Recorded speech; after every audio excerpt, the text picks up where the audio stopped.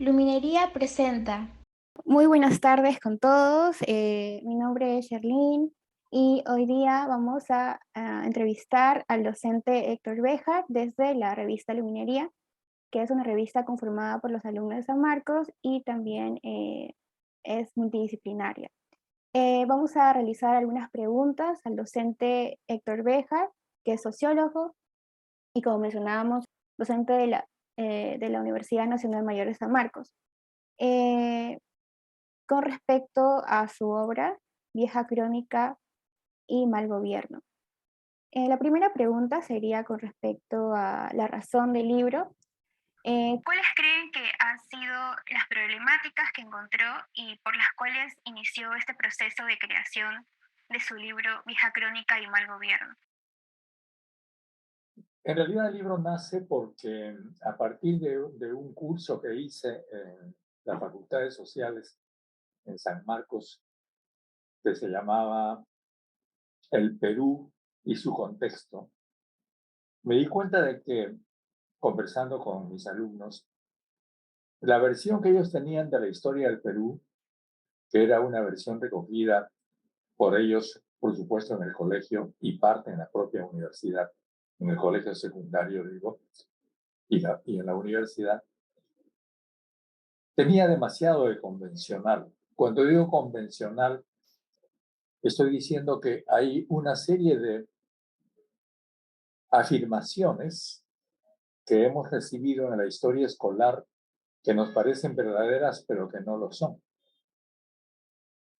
Y entonces traté de empezar un curso aclarando esas confusiones y luego el curso me condujo a la investigación histórica, aunque yo no soy historiador, pero creo que la historia, igual que la sociología, que no debe ser patrimonio de los sociólogos, tampoco la historia debe ser exclusiva de los historiadores. Entonces, a partir de eso empecé una investigación y fui incrementando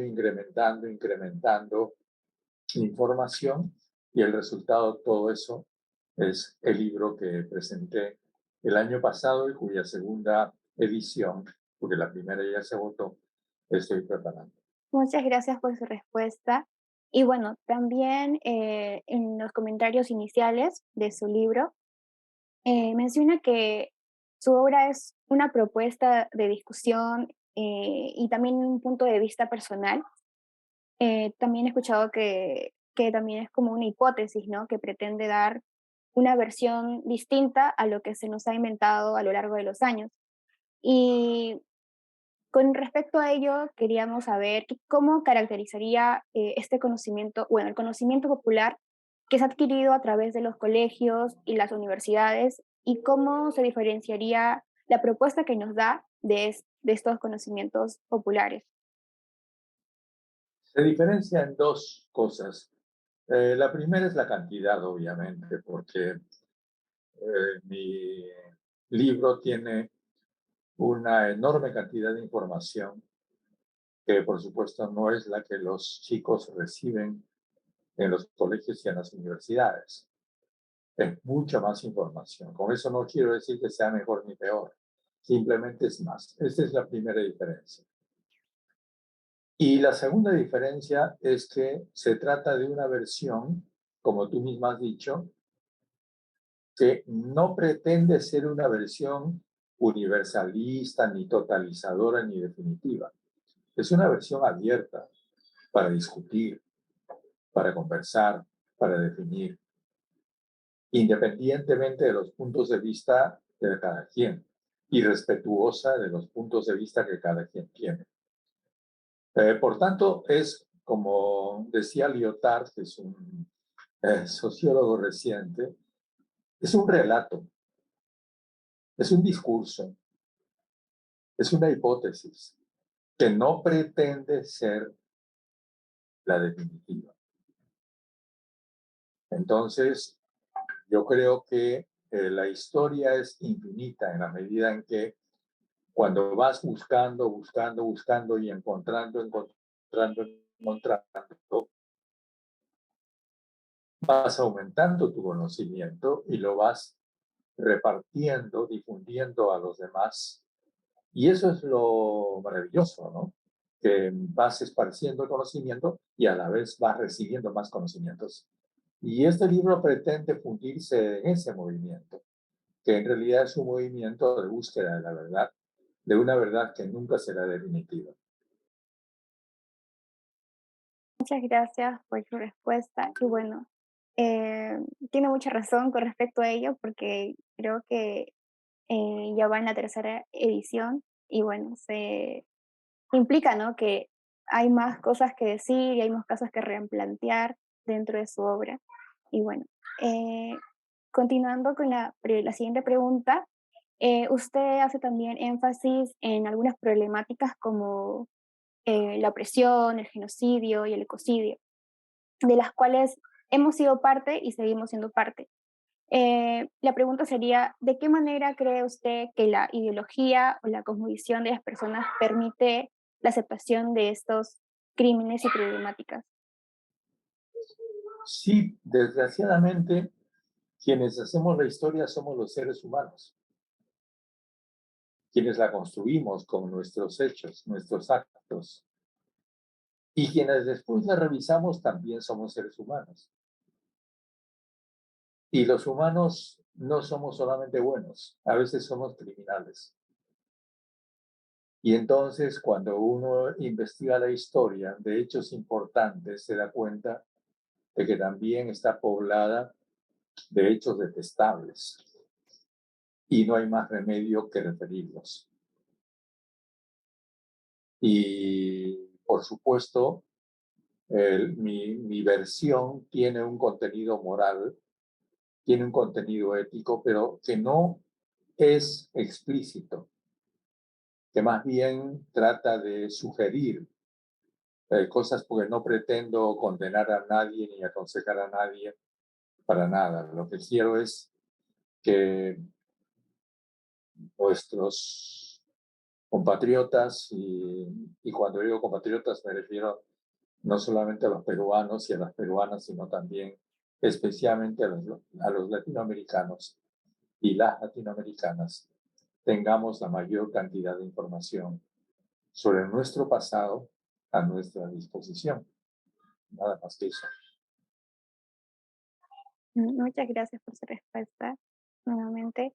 Eh, bueno, la última pregunta con respecto al libro iba en relación a lo que plantea usted también, es en base a las problemáticas que se ha tenido o el relato, como menciona usted, de su historia, bueno, de la historia del Perú, ¿cuáles serían los nuevos horizontes que usted plantea? Y también una pregunta con respecto a eso es, ¿cómo cree que se puede dar un cambio en el sistema de valores? Como porque ya vimos que es un problema también de la ideología, de los valores. Si es que se sigue reproduciendo la opresión sistemática a través de la sociedad y más que todo en las instituciones que se suponen democráticas, ¿no? En el país. Mi libro empieza con un primer capítulo que se titula Mafias y plebe. Con eso quiero decir que desgraciadamente el Perú hoy día está dividido en un conjunto de mafias de diversos tipos. Hay mucha corrupción que abarca todos los niveles de la sociedad. Y utilizo el término plebe prestándomelo de otro sociólogo, Carlos Franco, que lo usó en su momento, él ya falleció, para significar que tenemos un pueblo que todavía está indefinido. No tenemos exactamente una clase obrera porque no tenemos industria. No tenemos un campesinado propiamente porque la agricultura está en una terrible crisis de la cual no sale. Y nuestros campesinos no solamente son campesinos, sino también comerciantes, son también trabajadores temporales, etcétera, son migrantes. Tenemos una gran población migrante. Es difícil definir qué es exactamente el pueblo del Perú. Y eso se llama plebe. La palabra plebe no tiene ningún sentido peyorativo ni quiere insultar a nadie. ¿Sí? Simplemente se trata con eso de decir que es algo en proceso de formación, algo que ahora no se puede definir porque es muy dinámico. Yo creo que esa es la situación del Perú. Y en esa situación es un país que todavía no tiene horizontes bien definidos. Todavía no sabe como país a dónde dirigirse. Todos los países en el mundo, casi sin excepción, tienen más o menos, unos más y otros menos, determinados objetivos. Algunos tienen objetivos buenos, digamos, en términos éticos, y otros no tanto, y otros tienen claramente objetivos perjudiciales a la humanidad. El Perú no los tiene, ni buenos ni malos. No tiene una estrategia definida. Y eso es algo muy preocupante porque es como un barquito que va a la deriva, llevado por las corrientes existentes que están fuera de su control. Y eso es lo que yo señalo en la primera parte de mi libro, como un juicio personal. ¿Qué tiene que ver eso con los valores? Pues que no los hay. En el Perú es difícil cambiar de valores porque los valores no existen en la práctica. Podrán ser valores declarativos, la gente podrá decir o hacer muchos discursos, pero en la práctica esos valores no existen. La gente no los tiene. No hay educación en valores. Más bien, podríamos decir que un muy buen tema a discutir es si necesitamos valores o no, y si es que los necesitamos, cómo podemos construirlos y cómo podemos hacer que nuestra población los recupere si es que alguna vez los tuvo. Bueno, muy interesante lo que acabo de decir con respecto a los valores. Eh, por mi parte, yo he creído también que existen valores, pero no necesariamente vinculados a lo positivo, pero también muy interesante, Antivalores. Las sino como entonces el antivalores. el sistema de creencias de las personas. Creo que es un Claro. poco más general, supongo. Y bueno, pasando a las preguntas del libro, con respecto al libro, eh, queríamos también hacerle algunas preguntas con respecto a la actualidad. Eh, bueno, partiendo, ¿no? Desde el libro nos realiza como una cronología con respecto a la historia política del Perú y lo analiza sistemáticamente. Pero también con respecto a las constituciones, que también ha sido una larga historia en el Perú, ¿qué opinión tiene usted sobre el cambio de la constitución? Y bueno, que ya ha sido archivada, pero igual es una problemática que va a seguir siendo recurrente. Esta discusión que existe en torno a la constitución y si opina que tal vez traería beneficios al país o por el contrario, ¿qué variables se debería tomar en cuenta? Discúlpame, como estás grabando, voy a suspender un ratito porque me están llamando, ¿sí? Ya.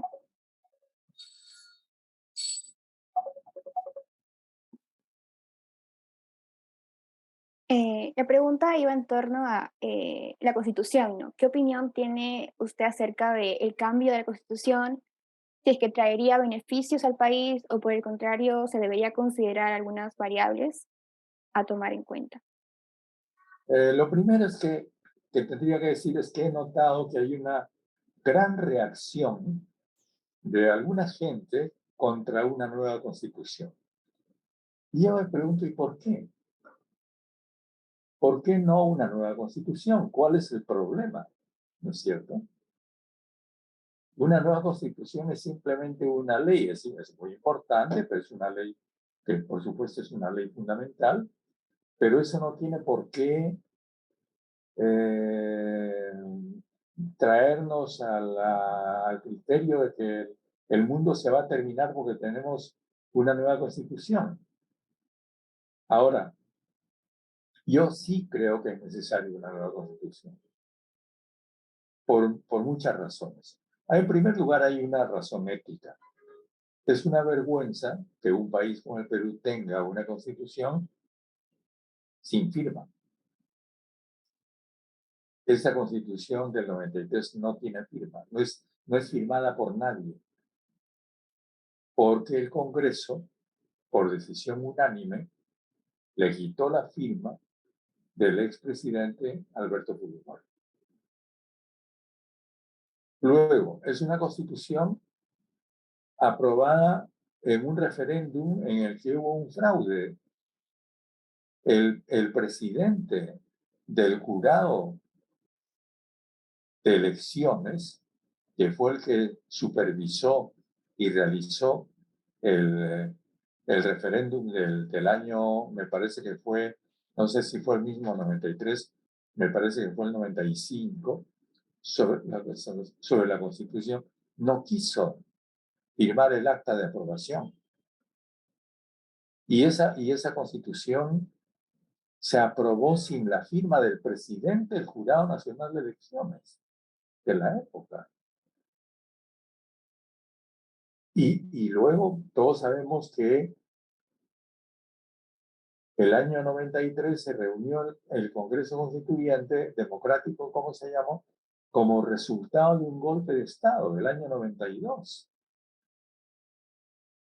Entonces, hay tres razones de tipo político y de tipo ético para quitarle validez a esta Constitución, que sin embargo ha durado mucho más de lo necesario, porque yo creo que debió ser cambiada el año 2000. El presidente Paniagua, fallecido ya, debió convocar a una asamblea constituyente. Terminaba un periodo muy crítico y corrupto y violento de nuestra historia.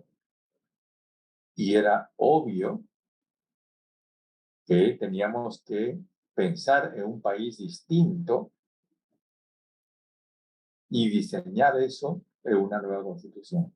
Pero eso no se hizo. Y el resultado lo estamos viendo ahora. Y hay otra razón más.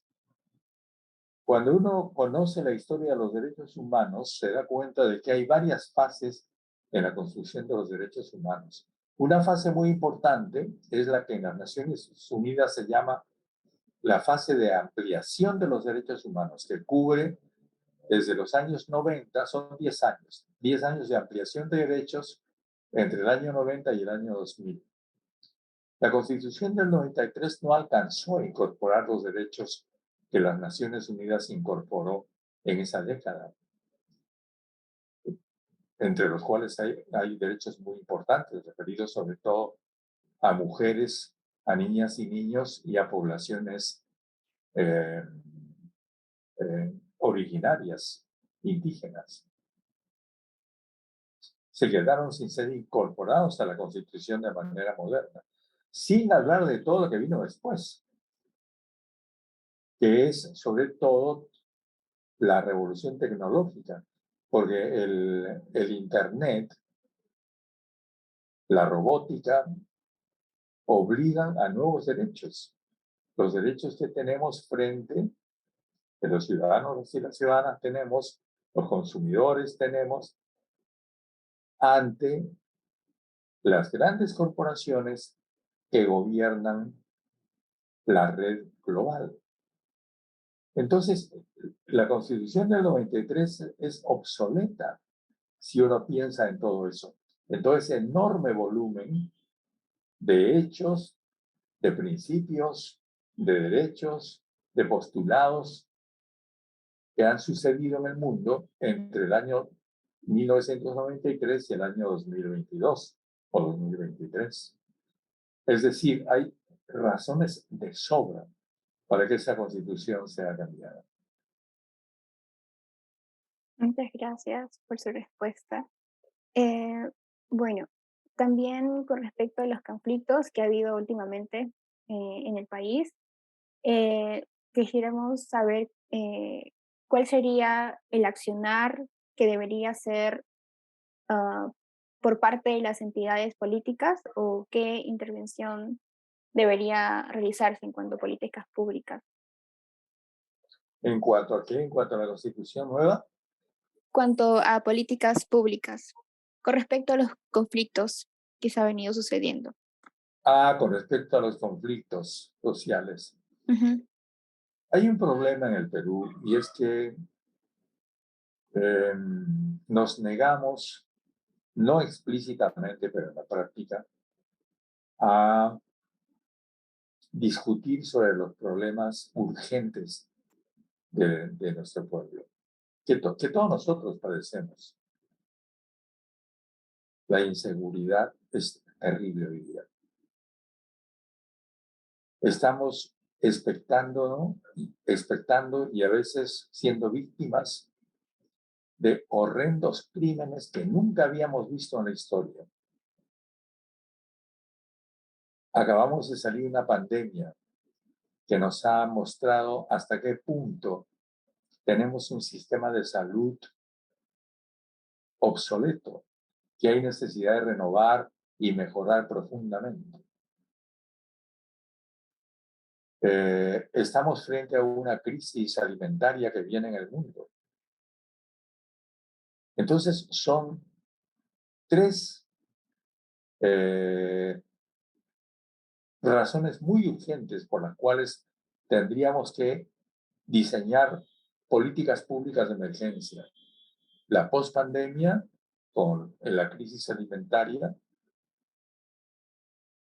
la seguridad de la población, y la otra es la falta de empleo. La precariedad en el empleo, la ausencia de derechos laborales. No estamos discutiendo eso. Y es necesario diseñar políticas públicas. Ahora, el diseño de las políticas públicas que nos ayuden a superar estos problemas nos van a llevar, por supuesto, a otros problemas de fondo, que son los que están en el fondo de los conflictos sociales que estamos viendo. Y eso tiene que ver con la configuración del sistema productivo del Perú. Desgraciadamente, los peruanos y las peruanas hemos empezado a creer que sin minería no podemos vivir. Pero la minería en nuestro país es altamente contaminante. ¿Por qué? Porque, por ejemplo, mientras países como Chile, como Canadá y otros países tienen las minas en zonas despobladas y desiertas, en Chile, por ejemplo, toda la gran minería del cobre y del salitre está en el desierto chileno, que antes perteneció al Perú. En cambio, en el Perú nosotros tenemos las minas en los nacimientos del agua, en las cumbres de nuestras montañas, en el origen de nuestro país, porque el agua que bebemos, los alimentos que nosotros consumimos, tienen origen precisamente en nuestra agricultura andina. Y esa minería, este tipo de minería que consiste en abrir gigantescos agujeros, precisamente en las cumbres de las montañas, atentan directamente contra nuestro país, contra la misma configuración física de nuestro país y por tanto contra la vida de la población. El Banco Mundial ha señalado hace muchos años que el Perú, si bien es cierto que gana en la medida en que crece su Producto Bruto Interno por la exportación de minerales, pero también eso produce una baja y una pérdida en su Producto Bruto Interno por la pérdida en ecología y en bienes que no son recuperables. ¿Qué vamos a hacer con las montañas de desechos que las minas dejan? Nadie habla de eso. Y esos desechos son venenosos y están al borde de nuestros caminos, de nuestros arroyos. Esos son temas que no se discuten en el Perú. Y hay necesidad de discutirlos. Y esos son los temas que están en el fondo de la mayor parte de nuestros conflictos sociales y que son los que ocasionan la resistencia de nuestras poblaciones locales a la minería. Entonces, la relación del Perú con la minería es algo que debe discutirse. Y tenemos que hacer serenamente el balance de si nos conviene tener minería o no. A pesar de que a mucha gente eso le parece una locura.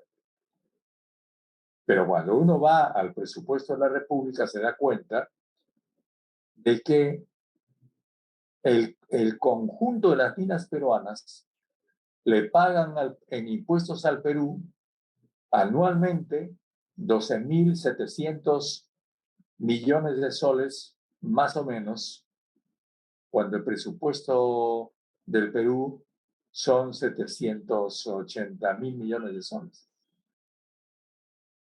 Es nada. Entonces, ¿vale la pena hacer lo que estamos haciendo o lo que estamos dejando hacer? Es algo que nosotros tenemos que discutir decididamente y que yo creo que está en la base del problema del diseño de las políticas públicas. Bueno, hay la verdad toda la razón con respecto a si nos conviene o no la minería. Creo que hasta un cierto punto, en la cuestión del presupuesto, podría ser que sería beneficioso, ¿no? Pero a largo plazo sería todo lo contrario, sería estar exterminando no solamente a la fauna, sino también poniendo en peligro a las personas. Pero eso no se piensa, al menos no entra como discusión. Y bueno, con respecto también a la educación, queríamos hacerle una pregunta con estas problemáticas que ha venido sucediendo en la SUNEDU, de la reforma universitaria, y que entendemos a este como un fenómeno político, ¿no? Que también ha sucedido a lo largo de nuestra historia, como estas intervenciones negativas que afectan a la educación del Perú, pero en base a su opinión, ¿qué opina con respecto a a estos problemas, ¿no? De los actores políticos y su enfrentamiento, más que todo, de intereses personales. Los factores políticos de Y enfrentamientos interpersonales, interpartidarios. eh, más que todo centrándonos en el tema de la SUNEDU, porque se viene diciendo que este tema es más que todo de factor político, ¿no? Hay actores que ven más que todo sus intereses cuando debería ser la educación en realidad. Ese es otro de los grandes temas del Perú, el tema de la educación. Perú ha aceptado tener una educación segmentada. Entonces tenemos una educación para la gente que tiene dinero, otra educación para la gente que tiene menos dinero y otra educación para la gente que no tiene dinero. Hemos dividido a nuestro país en términos educativos. Y eso es terrible, porque entonces estamos formando ciudadanos y ciudadanas de distintas clases, de distintas categorías, cuando el rol de la educación en cualquier país es unificar. Por eso es que la educación es universal en los países más avanzados. Es universal. Y por eso incluso en Argentina está prohibido usar uniformes distintos. Todo el mundo usa en los colegios un mandil blanco. Es una educación unificadora. La educación unifica, la educación tiene que juntarse el pobre y el rico, el negro y el blanco, el indio y el mestizo, porque en la educación es donde se forma la nacionalidad. En el Perú no, en el Perú los separamos. Y eso es terrible, porque condenamos a los chicos que no tienen dinero casi como si fuéramos un país de castas a un porvenir marcado por la educación. Si tú eres hija de una familia que tiene mucho dinero, tu familia va a hacer una gran inversión en ti. Te enviará a un colegio de muy buena calidad. De ese colegio saldrás hablando 2 o 3 idiomas y luego harás tu educación secundaria o tu educación universitaria fuera del Perú, en una universidad que a tu familia le va a costar una fortuna y regresarás al Perú, si es que regresas directamente a ser alta funcionaria de alguna empresa transnacional o del Estado.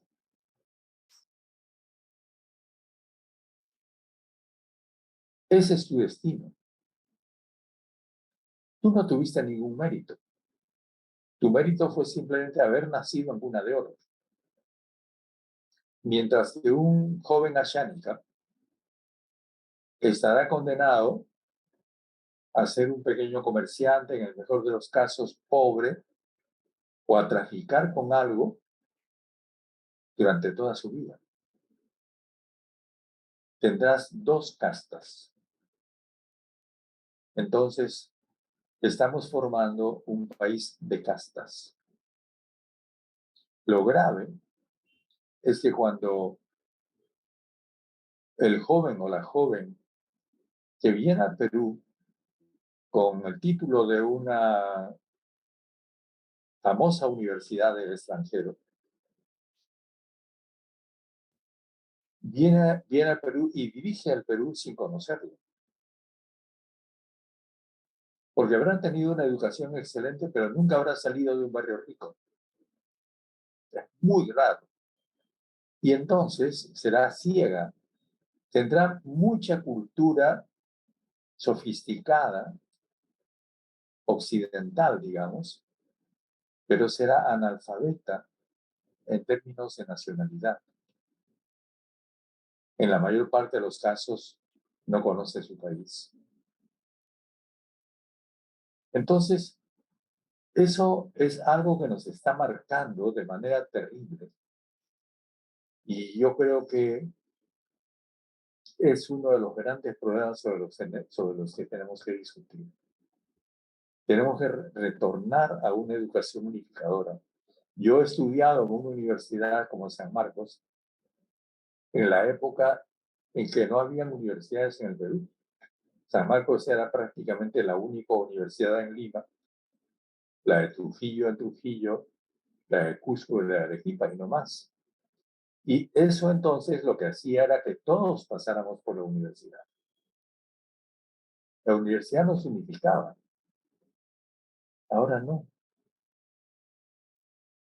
Entonces, nuestros conflictos sociales, el hecho de que no nos entendamos, el hecho de que muchas veces nos odiemos, viene de ahí. Yo creo que es indispensable que el Perú se plantee, así como debe plantearse seriamente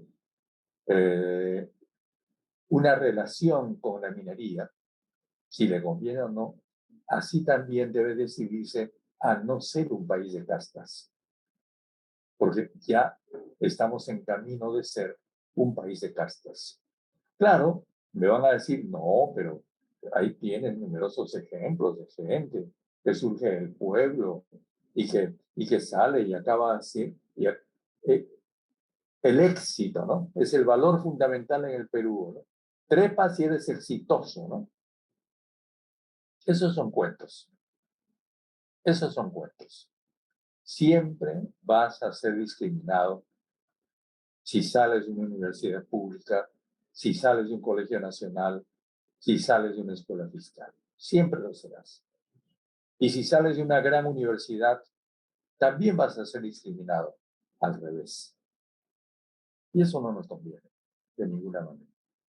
Tenemos que revisar profundamente esa situación. Muchas gracias por su respuesta. Mucha razón con respecto a... Yo también cuando entré a la universidad pensé que el nombre de San Marcos iba a aparecer en todos los puestos, ¿no? Públicos o de las instituciones, pero al darme cuenta era simplemente como una élite en donde las universidades públicas eran, no se veían, ¿no? Y ahí es donde te afrontas la realidad y te preguntas qué tanto de oportunidades tienen las universidades públicas o los colegios estatales también. Y bueno, eso es algo que se afronta con, no sé, el desarrollo de uno mismo. Y bueno, ahora esto fue todo por la sección de la actualidad. Ahora vamos a pasar con un pequeño spot publicitario con respecto a la cátedra. y vamos a, hacer unas preguntas, unas 4 preguntas que van a durar cada una 2 minutos Ya. por pregunta. Y bueno, empieza a ver. La primera pregunta con respecto a la cátedra de Historia Política, eh, ¿qué importancia tendría esta en los jóvenes y el público en general? La importancia, la importancia que tiene de toda información. No tiene más, ni mayor ni menor importancia que el resto de la información, pero creo que la juventud peruana necesita estar informada. Entonces, yo diría que informarse sobre la política peruana, no sobre la politiquería, no sobre la política peruana, significaría contribuir a la redignificación de una actividad que está tan venida a menos y tan desprestigiada en el Perú. Y tratar de darle sostenibilidad, tratar de darle una base ética sobre todo y nacional. Muchas gracias. Eh, la segunda pregunta tendría que ver con qué periodo cubre la cátedra de Historia Política que va a dictar y por qué ese periodo es importante. Bueno, cubre todos los periodos. Vamos a dividir el curso en varios subperiodos, ¿no? Pero en realidad el libro Vieja Crónica y Mal Gobierno trata de cubrir toda la historia del Perú, partiendo desde España y continuando en el virreinato. No entramos a la etapa precolombina porque todavía no tengo información suficiente. Muchas gracias. Y con respecto a la tercera pregunta, ¿qué aspectos de la política, de la historia política del país considera que no suelen enseñarse a los jóvenes y al público en general, pero sí es que sí se hallan en su libro y también en la cátedra? Yo creo que es necesario mostrar a nuestra juventud los aportes que hemos recibido, los grandes aportes que hemos recibido de diversas fuentes culturales. Lo primero, por supuesto, en el primer lugar están los pueblos precolombinos, que fueron muchos: quechuas, aymaras, callaris, amazónicos, tayanes, huancas, tocras, chancas, miles de pueblos distintos, miles de pueblos distintos. Y luego los aportes que recibimos del mundo. El primero del África, ¿no? Obviamente el aporte no querido ni pedido europeo por la vía de España, pero España, los españoles que vinieron no eran totalmente europeos. Eran un poco árabes, un poco judíos, un poco moriscos, un poco africanos. Y eso también significa riqueza. Y luego tuvimos, después de la inmigración forzada de África, por la vía de los esclavos, que llegaron ya con Pizarro, los primeros esclavos, recibimos el aporte de los asiáticos, la gran población china, los japoneses, los alemanes, los ingleses, los norteamericanos. Y creo que eso es muy importante que lo entendamos porque es un motivo de orgullo. El Perú es un país, como decía Arguedas, de muchísimas sangres. Arguedas decía, un país, todas las sangres, ¿no? Yo diría, muchísimas sangres. Y eso es una enorme riqueza cultural. Perú, a pesar de que es un país sumamente pobre en otros términos, pero culturalmente es una verdadera potencia. Y es bueno que también nosotros lo entendamos. y nos enorgullezcamos de eso. Por eso es que gran parte del curso vamos a tocarlo a partir de los aportes que hemos recibido a nuestra nacionalidad actual. Muchas gracias por su respuesta. Y la última pregunta sería, ¿a quiénes iría dirigida esta cátedra y qué prerequisitos se tiene o sí que se tiene para asistir? Bueno, en realidad no pretende estar dirigida especialmente a nadie. Es una cátedra abierta a todo el que quiera entrar, absolutamente a todo el que quiera entrar, a toda la que quiera entrar.